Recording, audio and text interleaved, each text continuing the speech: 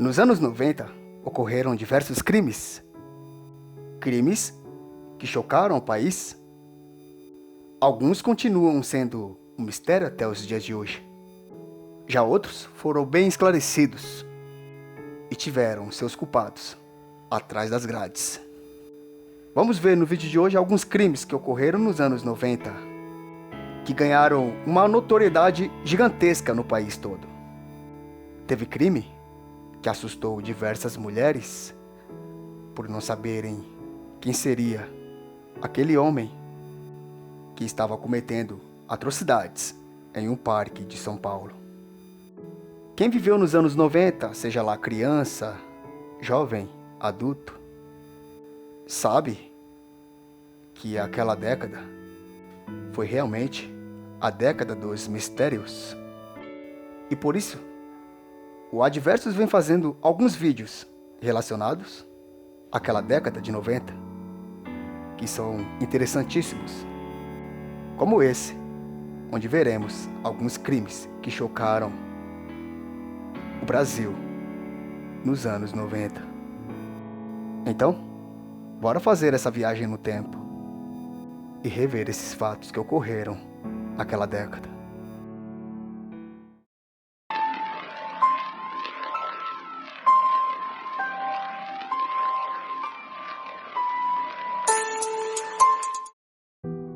Foi em julho de 1993, nas famosas escadas da Igreja da Candelária, que fica lá no centro do Rio de Janeiro, que ocorreu uma chacina que abalou o país. Pois aquele local servia de abrigo para diversos moradores de rua. E foi na noite do dia 23 que 2 carros pararam no local. Estavam com as placas cobertas. Os ocupantes daquele veículo começaram a dispararem sobre aqueles moradores de rua que ali estavam.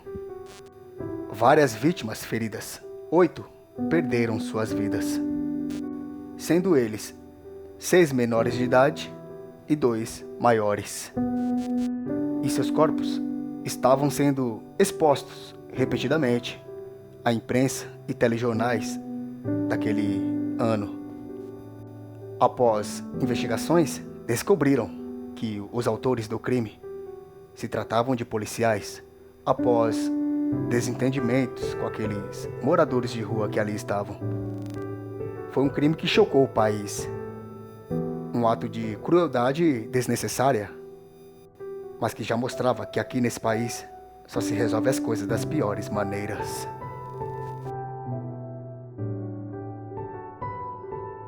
Já em 1998, 6 mulheres apareceram mortas e ainda com sinais de estupro em um parque de São Paulo.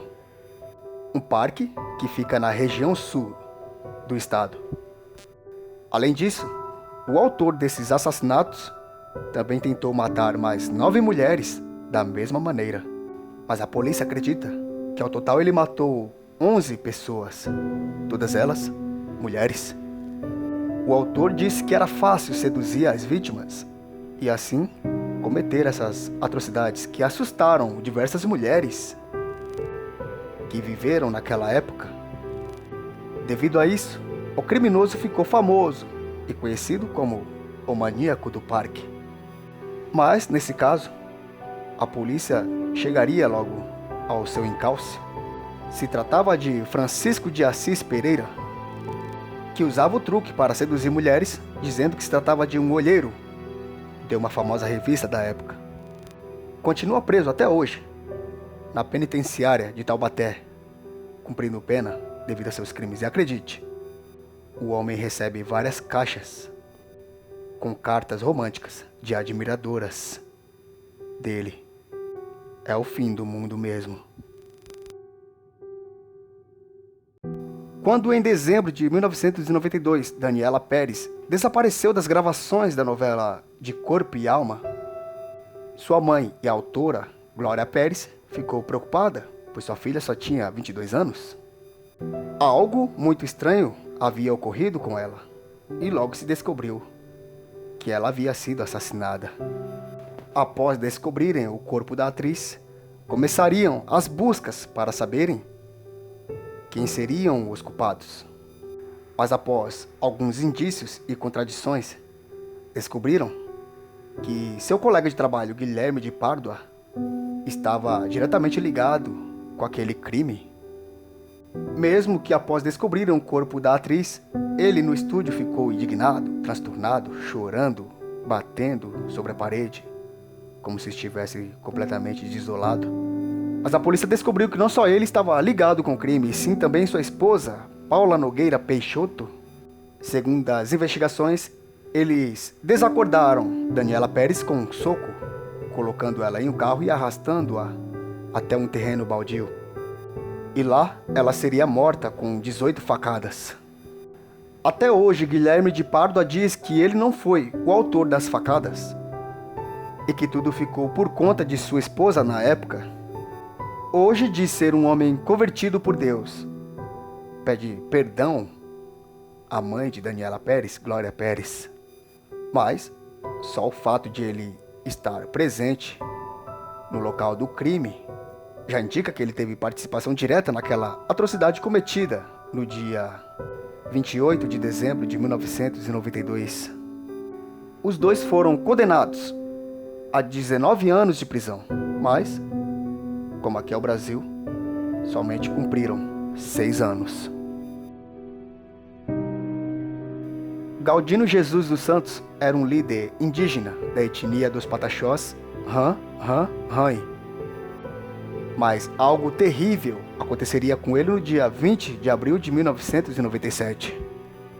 Pois ele estava dormindo em um abrigo, em um ponto de ônibus que ficava lá em Brasília, depois de ter ido a uma cidade para uma manifestação pelos direitos indígenas. Como já era madrugada, não havia mais como retornar à sua tribo, então decidiu passar a noite ali naquele ponto de ônibus, dormindo. Foi quando 5 jovens da classe média alta o avistaram dormindo ali e simplesmente atearam fogo no índio Galdino. Tomás Oliveira de Almeida, Heron Chaves Oliveira, Max Rogério Alves, Antônio Novelli Cardoso e Gutenberg Nader Almeida Júnior foram os autores do assassinato do índio Galdino, sendo esse último menor de idade na época. O julgamento ocorreu somente em 2001 e no depoimento os acusados disseram que só queriam dar um susto no índio Galdino. Mas algumas horas após queimaduras gravíssimas, índio Galdino morreria no hospital. Os 5 jovens até foram condenados à prisão, porém ganharam liberdade condicional em 2004. E aí, meu amigo, aqui é Brasil, um país onde a lei só funciona para os mais humildes.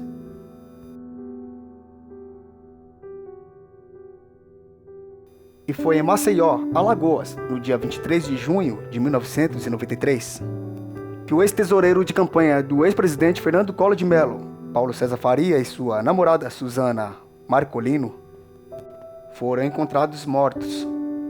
Um crime misterioso até os dias de hoje. Tudo isso ocorreu em uma casa de praia do bairro de Guaxuma, que fica no litoral de Maceió.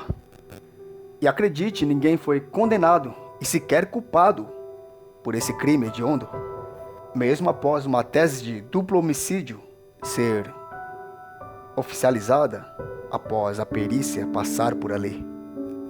Alguns suspeitos foram apontados como, por exemplo, 4 policiais que faziam a segurança da casa naquela noite: Adélio Costa dos Santos, Josemar Faustino dos Santos, José Geraldo da Silva e Reinaldo Correia de Lima Filho responderam por duplo homicídio triplamente qualificado, mas foram inocentados após jurados decidirem não punirem os réus. E acredite, não há argumentação alguma para ter acontecido isso. Eles somente marcaram isso como opção de cada um deles em um questionário. Sendo assim, continua até hoje sendo um mistério a morte de PC Faria e sua namorada, Silvana Marcolino. Ninguém sabe quem foram os culpados. E parece que esse será mais um caso que será arquivado e esquecido pelas autoridades do país.